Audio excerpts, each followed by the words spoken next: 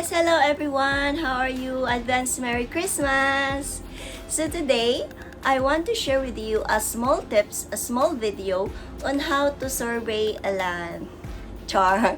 I am your surveyor for today, so bear with me. I want to share with you some tips, what I have learned in our subject in basic trigonometry real estate appraisal. So, i-share ko lang sa inyo and hope you will like it. You will learn something too. So, since I'm still a student and I don't have those tracker GPS that the geodetic engineer have, so I'm using this one, the meters tape that is about 3 meters. And then, I'm using the tie box later outside. Maybe I can have those sticks later for the landmark of the area. And then, the compass. The compass very important. It is very necessary since we will calculate the land. We need to determine the course and bearing of the land area. So, we will sketch it later in a graph. Mag-plotting po tayo. And then, we will determine the total land area, about the dimension of the land, the length and the width, and the perimeter of the area. So bear with me. I want to share just only for you since it is our final project in our subject. So I need to do it. I need to do this, guys. So bear with me, and tara, we'll go outside. So hello guys, we are here outside. Now we will try to survey a land. So what I'm using is this one, the meter tape. It's around 3 meters, and the sticks for the landmark. So from here, we will survey the land, and the boundary there. We will just survey a small land here, from here. So we will get this perimeter and the course and bearing of the land area. So we will use the compass so we can determine the course and bearing. So we will know the total lot area of the perimeter, the dimension, the width, and then we will plotting the area later. So tara, bear with me since I am your surveyor for today.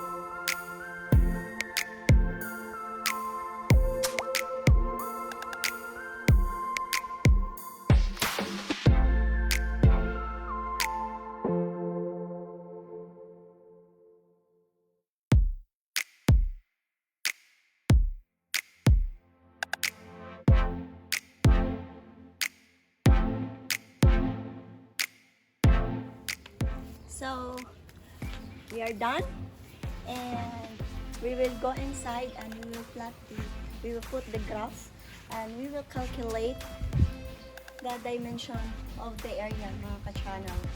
So I hope we did we did good, mga ka-channel. So tara, let's calculate inside. We will plot the area of this one, and ang hirap maging surveyor, mga channel. You need to go there in and then to locate the proper measurement of the area. So tara, let's go and plot the area, graph the graph the trigonometry and the course ending. So we did it already, mga ka-channel. We surveyed a small part lot area outside, and then I record all those bearings and the distance of the lot.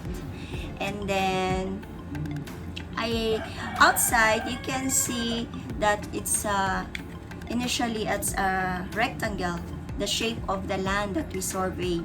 But for us to able to determine that it's really a perfect rectangle, we need to check the bearing angle. So to check the bearing angles, we need to do the partition. I will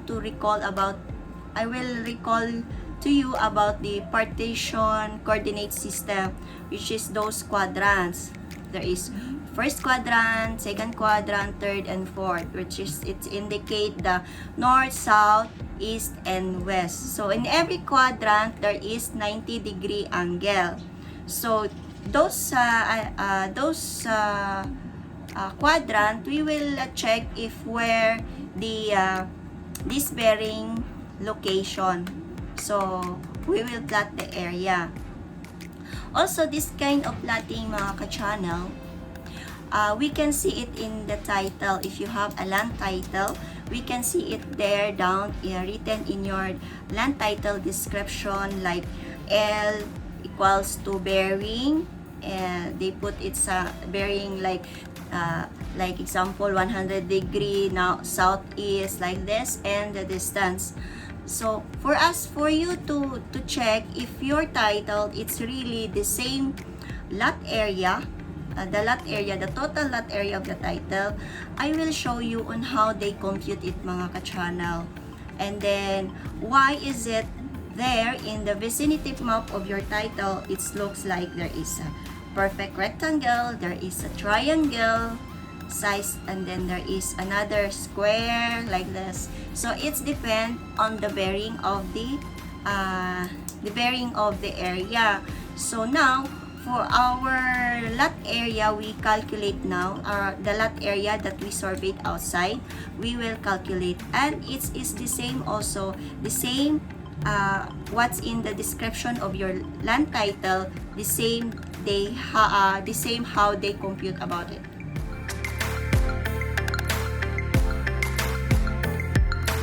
So now what we are going to do, I will draw a quadrant, small one, yeah, just to know about the north and south, the bearings sa north, south, west, east. So the first bearing 131. So we will like this. So I put just a dot here, so it will that 131 degree. Now the distance. So we will assume that this is the inches that I'm going to use is the meters. So we will use the 3 inches instead of 3 meter. Yeah, where's the dot here? And the inches.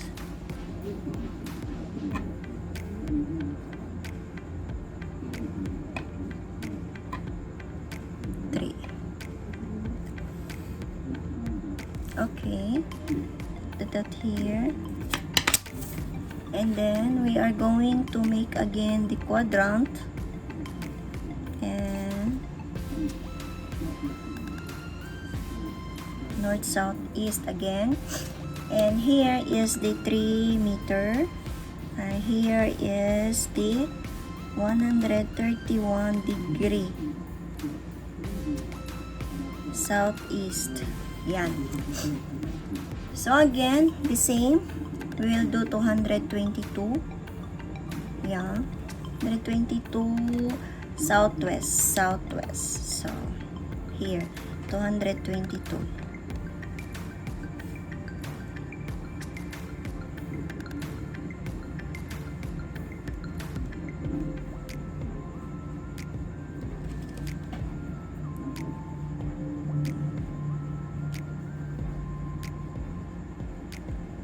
So here. Now the distance is 6 meters. So 6 meters.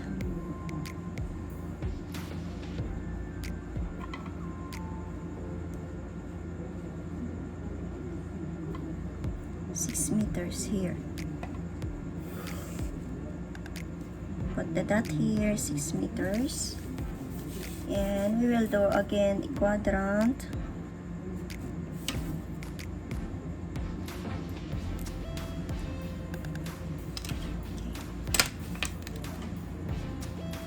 6 meters.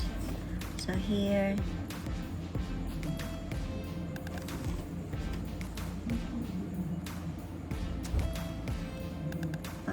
No.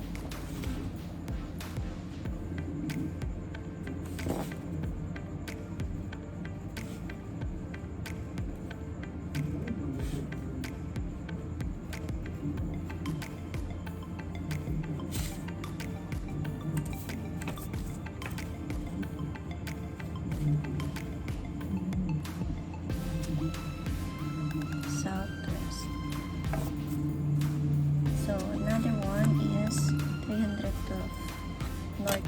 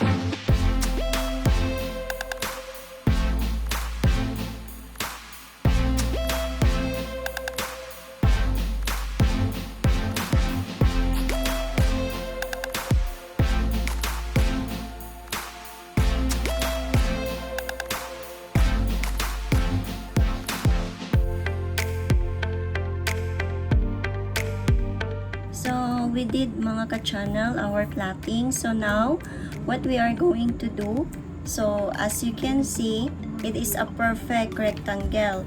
So now it is not finished. We need to know the total lot area that we surveyed outside. So here we just finished the plotting, the bearings, and the distance, the width, the width and the length. So now we will calculate the total lot area. So since this is a perfect rectangle, we will use only the area perimeter. Now we will write the given. Since we have the given, ang width natin is 3 meter, and then the length equals to 6 meter. So our formula, area length, area equals length times width. So since it is the perfect, so we will only use this one. So length, so the length here, the given is 6 meter times the width 3 meter. So area equals to 6 times 3, 18 square meter. So the total lot area that we surveyed is 18 square meter. So the area equals to 18 square meter. So this is our vicinity map, char. So this is what we did outside. We survey. So since we initially knew that the shape of the lot is a rectangle, but we also need to plot to make to determine that it is really a rectangle. Now it's confirmed that the shape of the land is rectangle. Perfect. So now, since it is required for us to calculate also the perimeter, so the formula we will use is P equals, we will just add all these sides, the width and the length. So since it is 2 the length, so we will use 2 times length plus width, then equals to 2 times, so the length is 6, so plus 3 the width, so equals to 2 times, so 6 plus 3, 9, then 9 times 2 times 9, 18. So the total perimeter equals to 18 meter. So that's it, mga ka-channel. So we're done. Yeah, this is it. So it's really a perfect rectangle. So this is only the example of plotting, mga ka-channel, but there is another way, another solution. If the lot area is irregular shape, or the area is triangle, the shape is triangle, it's another way of calculation also, mga ka-channel. But this is one is very simple and basic, that usually if you have this perfect rectangle, it's very nice, the area. Yeah. So yun. So we're done. We made it, mga ka-channel. So I hope you guys, you learned something too about the bearings of the land and how to solve it, to calculate, to compute the land area. And especially, you have the idea now when you look at your land title, the description down in the title, there is the bearings and the distance, so you know what does it mean, and then you will able to know the so I will check if it is really a 1 hectare. So now we will just make a very small lot area. We just only surveyed. There will be more like 1 hectare, 10 hectares, things of computation to do. But this is just a basic that I need to show to you, since it is our final project.